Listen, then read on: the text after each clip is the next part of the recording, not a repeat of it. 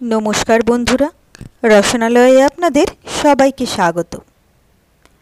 आमार आजकेर recipe hello आंगुर और एक डिम दिए दारुण एकटा रेसिपि, जेटा आमरा सकाले जल खाबारे, बाच्चादेर स्कूलेर टिफिने बा अफिसेर टिफिने किन्तु आमरा एटा दिते पारी। और एटा खेतेও किन्तु हय दारुण टेस्टी और बानानोও किन्तु भीषण सहज। और आंगुरेर टेस्ट और फ्लेवर जेहेतु एर मध्य थाके एटा खेते किन्तु असाधारण लागे। तो এটা বানানোর জন্য প্রথমেই আমি নিয়ে নিয়েছি প্রায় 250 গ্রাম মতো আঙুর, যেটা ভালোভাবে ধুয়ে পরিষ্কার করে নিয়েছি। এরপরে নিয়ে নেব আমি দুটো ডিম। তো ডিমগুলো আমি ফাটিয়ে আঙুরের মধ্যে দিয়ে দিলাম। এরপরে আমি দিয়ে দিচ্ছি 1/4 কাপ মধু। এখানে আপনারা চাইলে চিনিও অ্যাড করতে পারেন, তবে স্বাস্থ্যের জন্য কিন্তু মধুটা বেটার। এরপরে আমি দিয়ে দিচ্ছি 1/2 কাপ পরিমাপ দুধ और दिए दीची 1/4 कप मेल्टेड बाटार। एखाने चाइले आपनारा प्लेन रान्नार अयेलও ব্যবহার করতে পারেন। এরপরে আমি একটা নিয়ে নিয়েছি ব্লেন্ডার। এই সমস্ত কিছু আমি ব্লেন্ডারের মধ্যে দিয়ে দিচ্ছি। তো এই সবটাকে আমি ভালোভাবে ব্লেন্ড করে নেব। তো আমি এটাকে ব্লেন্ড করে নিয়েছি। এটা একটা সুন্দর লিকুইড আমার রেডি হয়ে গেছে। এরপরে আমি একটা বোল নিয়ে নিচ্ছি আর নিয়ে নিচ্ছি একটা স্ট্রেনার। তো যে লিকুইডটা আমি রেডি করলাম সেটা আমি স্ট্রেনারের সাহায্যে স্ট্রেন করে নেব। এইবারে একটা স্পুন দিয়ে আমি ভালো করে এটাকে স্ট্রেন করে নেব, যাতে আঙুরের খোসা থাকলে সেটা আলাদা হয়ে যায়, লিকুইডের মধ্যে না মেশে। তো দেখুন বেশ কিছুটা কিন্তু আঙুরের খোসা বেরিয়েছে, সেটাকে আমি আলাদা করে ফেলে দিলাম। এরপরে আমি দিয়ে দিচ্ছি এখানে 1 চা চামচ ভ্যানিলা এসেন্স। এরপরে আমি একটা স্ট্রেনার নিয়ে নিয়েছি। আমি এখানে 2 কাপ পরিমাপ ময়দা অ্যাড করব। তো প্রথমে আমি 1 কাপ মতো ময়দা এর মধ্যে অ্যাড করলাম। এরপরে আমি এখানে দিয়ে দিচ্ছি 1/4 কাপ মিল্ক পাউডার, দিয়ে দিচ্ছি 1 পিঞ্চ মতো নুন আর দিয়ে দিচ্ছি 1/2 চা চামচ বেকিং সোডা। এবারে এটাকে ভালো করে আমি সবটাকে স্ট্রেন করে নেব। আর ময়দাটা আমি আরও যে 1 কাপ মেশাবো সেটা আমি পরে মেশাবো। প্রথমে এটা আমি ভালো করে গুলে নেব, তারপরে প্রয়োজন মতো আবার আমি মেশাবো। তো একটা হুইস্কারের সাহায্যে আমি ভালো করে এটাকে গুলে নিচ্ছি।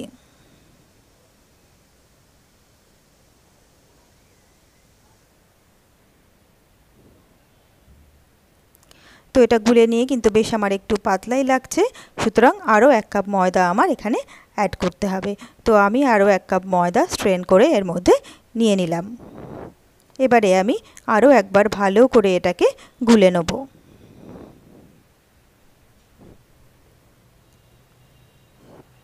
তো এবারে কিন্তু ব্যাটারটা আমার বেশ ভালোভাবে রেডি হয়ে গেছে।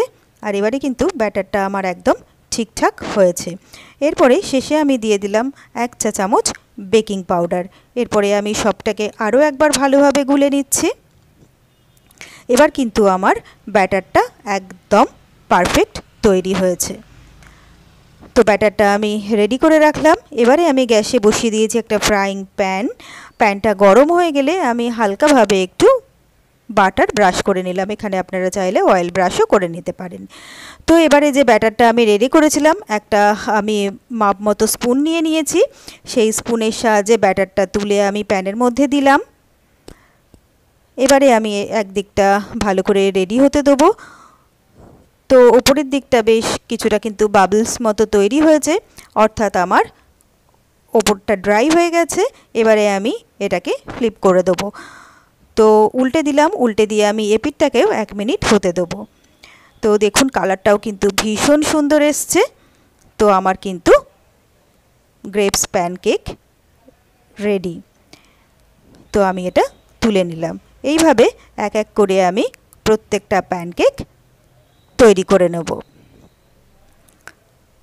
তো এটাও কিন্তু সুন্দরভাবে বাবলস এসছে। এটাকে আমি একবার উল্টে দিলাম, উল্টে দিয়ে 1 মিনিট রেখে এটাকে আমি তুলে নেব। দেখুন কালারগুলো কিন্তু ভীষণ সুন্দর আসছে, আর খেতেও কিন্তু এটা দারুণ টেস্টি হয়েছিল। তো আমি একে একে সব প্যানকেকগুলো রেডি করে নিচ্ছি। আর আঙুরের ফ্লেভার বা যেহেতু এর মধ্যে থাকে, সেই জন্য এটা খেতে কিন্তু অসাধারণ লাগে। তো যতক্ষণে প্যানকেকগুলো তৈরি হচ্ছে, যে কটা হয়েছে তার মধ্যে থেকে একটা আমি কেটে দেখাচ্ছি। এটা কিন্তু ভীষণ সফট আর ফ্লাফি তৈরি হয়েছে। আর এই প্যানকেকের মধ্যে খুব বেশি পরিমাণে আঙুর থাকার জন্য এর স্মেলটাও দারুণ এসছে, আর খেতেও কিন্তু হয়েছিল অসাধারণ।